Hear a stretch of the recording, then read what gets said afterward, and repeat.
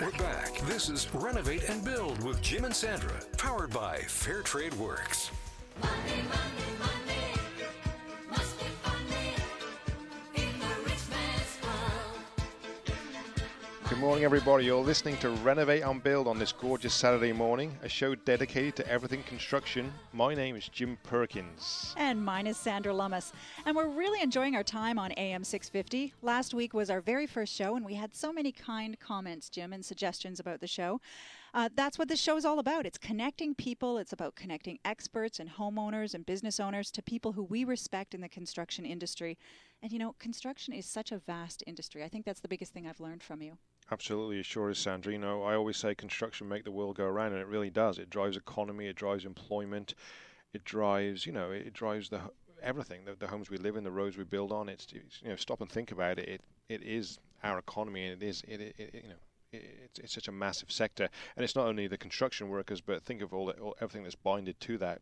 Maybe it's realtors, finance experts, designers, architects, heritage experts, hazardous waste material abatement experts, you name it. It's a multi-billion-dollar industry every year in Canada, and that's why at Fair Trade Works we really wanted to put this show together to showcase the solutions and the actual huge importance of kind of bringing new life into the industry, because it's not going to stop. The world's developing at a frightening rate, and homeowners and industrial and commercial clients really need to be offered solutions so we can make this breathe life into this industry and make the process more enjoyable. Make it more enjoyable, also more accessible, more educational, and just rebirth it and regrow it with a new generation.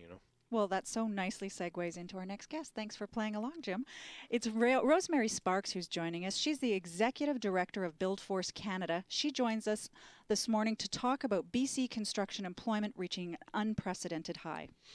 Good morning, Rosemary. Thanks so much for joining us from Ontario there. Good morning, and thanks for having me. Good morning, Rosemary. For those not familiar with BuildForce Canada, let's begin by explaining what you do and why your organization is necessary. BuildForce Canada is a national industry-led organization that works with the entire construction industry across Canada, and we provide them with information and resources that are going to help them manage their workforce requirements, which, as you mentioned, are going to be growing over the next little while. And one of the ways we do this is to provide them with a 10-year forecast of labor market requirements by province and for 33 trades and occupations across the country. Wow. And, we know very well as a construction service company that skilled labor can be extremely difficult to find throughout Greater Vancouver area. But your forecast is indicating that things are actually even going to get even worse in the residential sector. What do you find is driving these numbers? Yeah, we can't really look at the residential sector on its own without sort of stepping back and understanding a little bit about what is in fact going to drive those numbers. And so our current forecast right now is really being driven by the large resource kinds of projects that are going to take place in northern BC.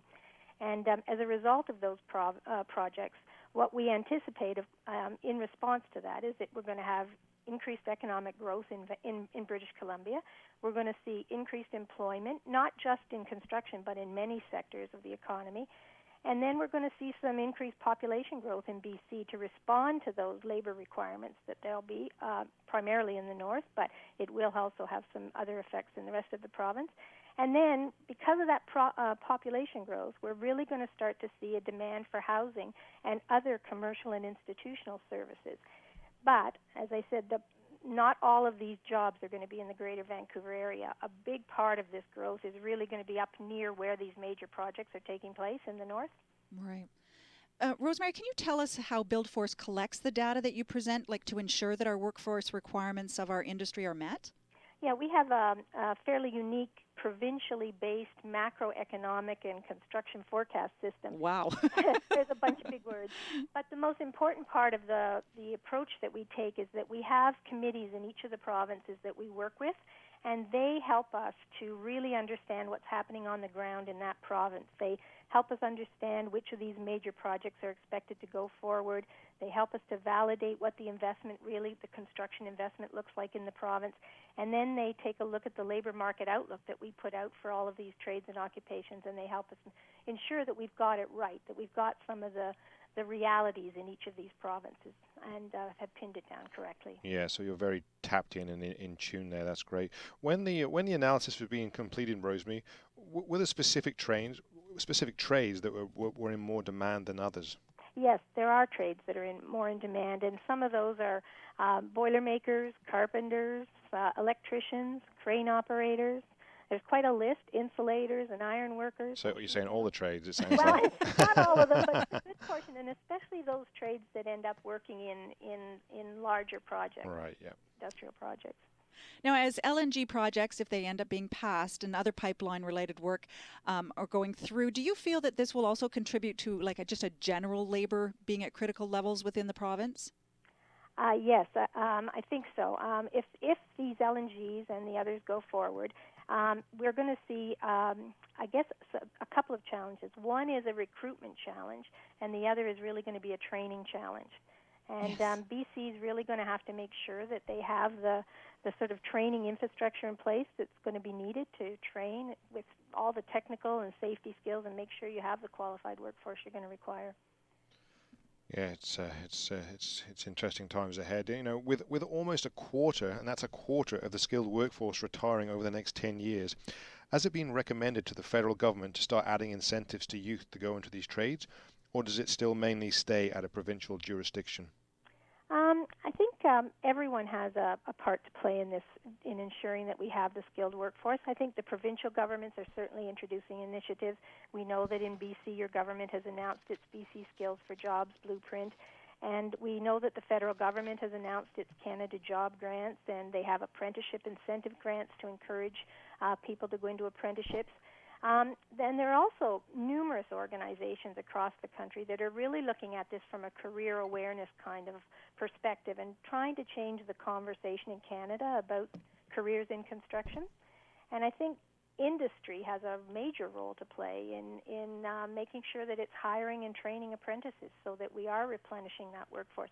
You mentioned the quarter of the workforce, and in BC the number is about 34,000 workers that are going to retire over the next 10 years. So That's unbelievable. that's a significant challenge. We really notice it at our company, and as Jim has talked about the hierarchy, Rosemary, basically the larger projects get, taking away, along with Alberta with great wages, taking away a lot of our workforce and talented crew, and then now with retirement, it can become quite burdensome on the other trades that are still left.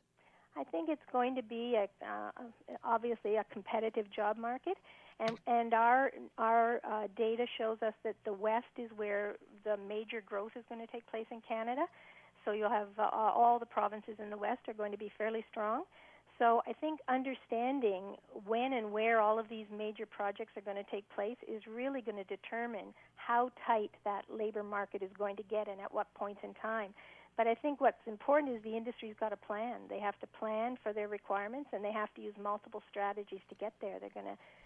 We have to make sure we maximize all of the local workforce, including women and Aboriginal people.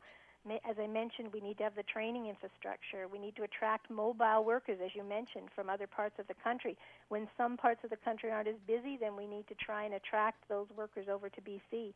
And then we need to use international workers in some cases. When we've exhausted the entire domestic labor force that's available, we have to maybe look abroad as well at certain points in time. Yeah, it's a global economy, and I strongly believe in that. You know, these projects have got to move ahead for growth, and the world economy keep moving. So it's, but like you said, it's all about planning now. You can't pay for experience. This is something that needs to be put in place right now. We need to get people involved and get them on the sites and get them trained and get them safe and start to gain that valuable experience, because we simply can't put these people on the job sites and expect them to produce or perform. Yeah, and like I said, the residential marketplace is going to be left just wide open, where homeowners want to get things done, but there's just going to be nobody qualified to do it. So I've certainly forecast this, and that's why my birth fair trade works, because homeowners are going to need help to navigate this environment, this ever-changing environment, depleting environment,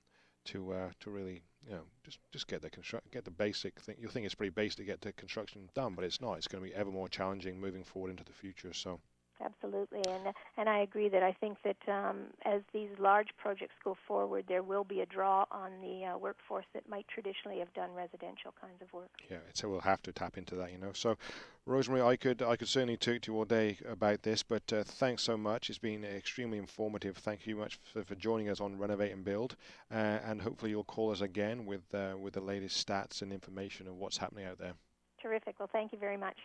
We've been speaking with Rosemary Sparks, the Executive Director of BuildForce Canada. If you would like to know more about BuildForce, visit their website. It's buildforce.ca.